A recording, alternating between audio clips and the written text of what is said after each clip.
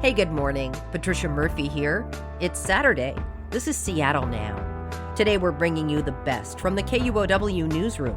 We'll start with a story about federal cuts to Washington's farms. As students return to school cafeterias this month, there's a good chance they'll be eating locally grown berries, thanks to a federally funded program. It also helps small local farms stay in business. That is until March, when the program abruptly ended. Ruby DeLuna has that story. Summer might be winding down, but the berries are still plentiful at Sidhu Farms. So we basically start at this corner and we go all the way back to the end of the river. On a recent visit to the farm, co-owner Kamal Sidhu plucks a few plump blackberries from one of the bushes, their bestseller. Triple Crown blackberry. It's one of the sweetest. Sidhu's family has been growing berries in Puyallup since 2000. Farming was not part of the plan when his father moved to the U.S. in the 1980s, even though he came from a farming background in Punjab, India. But after retiring from the restaurant business, he had planned to split his time between the U.S. and India. The family bought a piece of property in Puyallup that was an old blueberry farm with plans to turn it into a residential development. One year, my grandma and my mom and my brothers, while he was gone, they picked some berries and they took them to the Puyallup Farmers Market. And when he came back, he was like, something just clicked.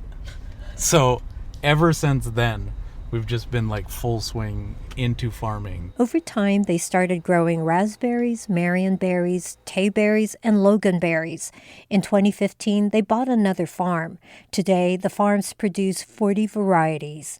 During the pandemic, Sidhu Farms was one of a couple dozen Washington producers supplying fresh foods to school districts. The federally funded Local Food for Schools program helped the state purchase locally grown produce, bison meat, and salmon. Sidhu says it's a venture he had always wanted to do, but it was beyond reach. It used to be that everything that the schools would get was like, the lowest bid, from industrial farms that can afford to grow 1,000 acres of something maybe we were only growing an acre of. And at that scale, they can afford to sell it magnitudes cheaper than we can. This time, Sidhu says he received fair pay for his berries. The Local Food for Schools program was created in 2021 in response to supply chain disruptions during COVID-19. Washington was among 40 states that joined the program. Its aim was to strengthen regional food systems while supporting socially disadvantaged farmers and small businesses. According to a state report, it bolstered school meals at more than 2,100 state schools. We know it's going to a good place. Like, it's going to kids. And not only will they enjoy it, like, it's properly nutritious. Sidhu adds that being part of Local Foods for School saved the farm from going under during COVID. It brought in about $150,000 in revenue. He says it meant the family could actually make plans to grow their business, like building a commercial kitchen. We can do more processed products from the berries, like more jam and being able to freeze and hold all the product on the farm. That plan is now on hold. Washington was scheduled to receive nearly $9 million to continue Local Food for Schools.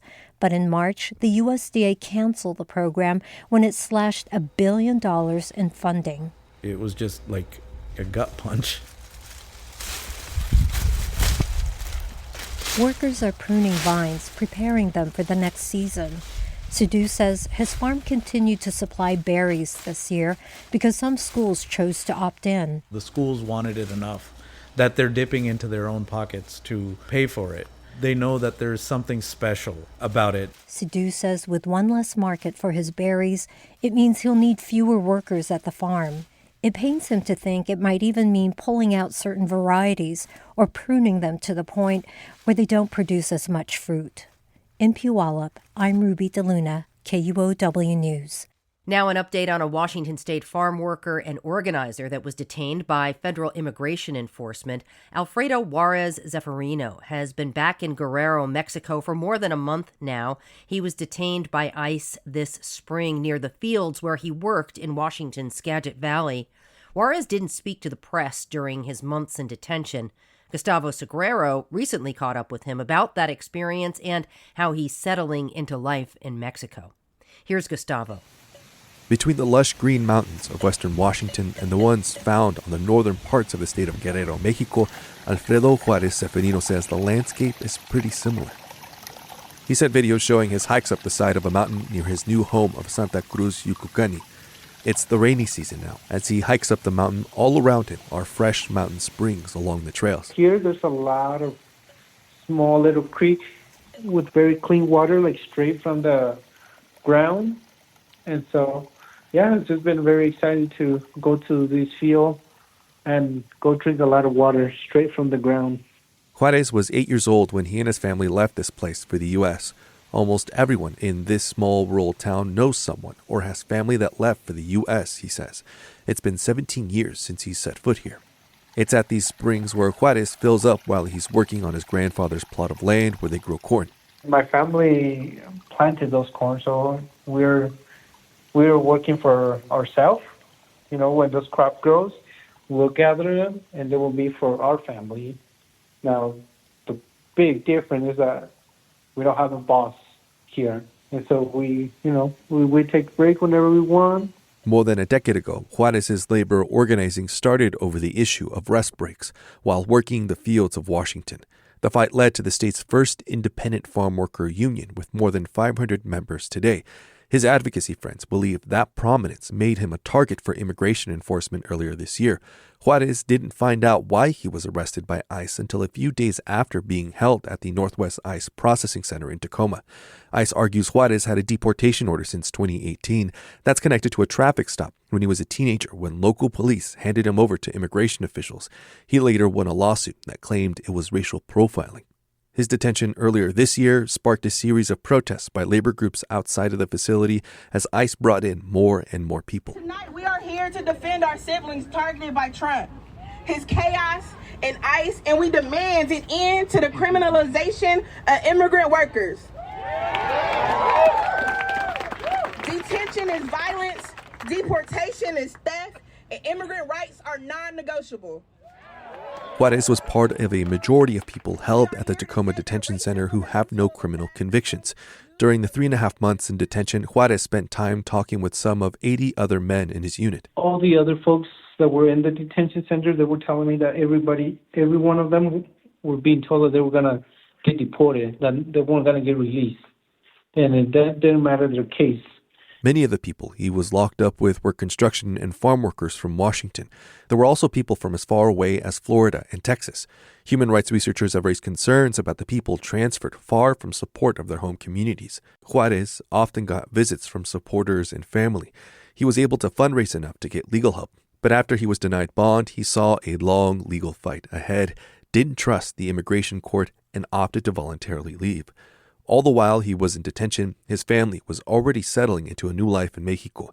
His parents had lived in the U.S. since the 90s, but feared family separation under the new Trump administration.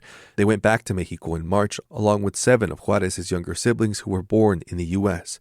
That was just days before he was arrested. When they saw each other again, it was at an airport in Oaxaca. His family was happy to see him freed. My mom was in tears.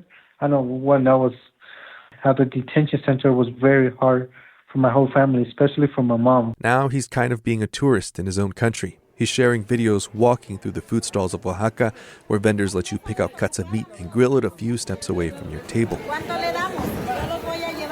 While he adjusts to this new life, working the land and exploring his new old home, he's still pursuing a legal path to come back to the U.S., and he's still organizing for Washington farm workers, just a few thousand miles away. Gustavo Sagrero, KUOW News. And finally, this fall marks the 20th anniversary of the release of the first Twilight book. The fictional story of vampires, werewolves, and teenage love is set in the real town of Forks, Washington. The town was once the self-proclaimed logging capital of the world, but that industry has waned. Now there's a booming Twilight economy. KUOW's Matt Martin went out to Forks to explore the good, the bad, and the glittery of Twilight's 2 decades in the town. At a small pull-off next to Scenic Highway 101, Jay Marazan holds up his smartphone to snap a photo of his niece, Twilight fan Katie Baker. Got it. The pair is standing in front of a large green sign that says, "The City of Forks welcomes you."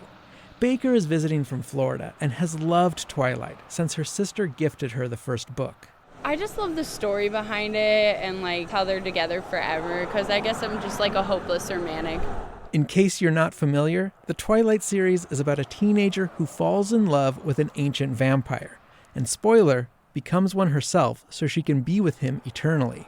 My childhood, I was coming up on Twilight, so it's just like it would be a sin if I didn't come here and check it out. Baker is one of many people who come to Forks each year because of the Twilight books and movies. It's not the only reason. The town is on the Olympic Peninsula, which is full of beautiful beaches, parks, and forests. Still, there's been a huge uptick in visitors since Twilight. The year after the first movie was released, the number of people who stopped by the visitor center in town jumped by about 50,000. And Forks has embraced the attention. As you drive into town, you might tune into a local radio station.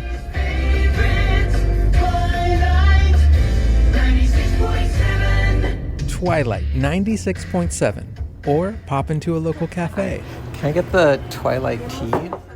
But it wasn't always this way. Forks was a logging town. In the 1960s and 70s, which was kind of the peak of the logging activity in this area, this was a very wealthy town. Tom Roseman's family owned a sawmill here that shut down in 1989. He says increased regulations, over-harvesting, and more milling overseas led to the decline of the industry here. We had meetings in this town asking what's the future of Forks. It was no longer the wealthy town that it had been. They were starting to board up the windows on businesses downtown. It was dismal. Lissy Andrus is a Twilight superfan who moved to Forks from Texas because of the books. She now heads the local Twilight Museum and the Chamber of Commerce. And when the Twilight book was published and then the movie was announced, it just breathed life into the area. In 2023, food, retail, and accommodations made up 32% of the economy in Forks. 2 decades before, it was 16%. There is one big complaint from some locals. Twilight author Stephanie Meyer based her werewolves on lore from the neighboring Quileute tribe. The website Truth vs. Twilight is a collaboration between the Quileute tribe and the Burke Museum of Natural History and Culture. It says Meyer misrepresented their culture, and that the Quileute people are portrayed as mythic characters in a fantasy role, rather than as human beings. The tribe declined a request for an interview, and Stephanie Meyer did not respond to a request for comment.